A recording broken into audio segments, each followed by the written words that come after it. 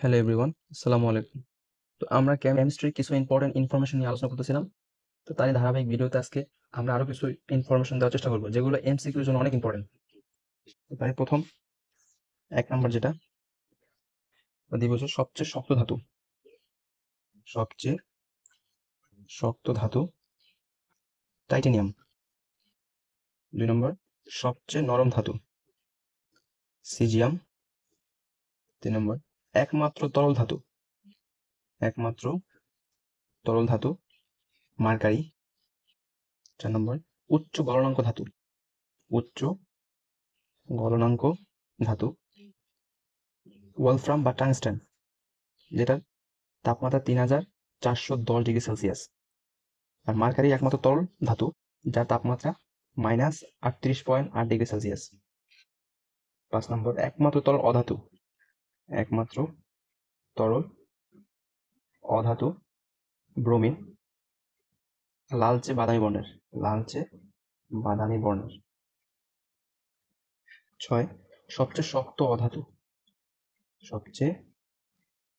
শক্ত অধাতু carbon, diamond. এর গলনাঙ্ক 3387 degree Celsius. 7 সর্বনিম্ন আয়নীকরণ শক্তি বিশিষ্ট মৌল সিজিয়াম, যার আয়নীকরণ মান 375.7 কিলোজুল পার মোল। একটু ভালোভাবে মুখস্থ করে ফেলবা।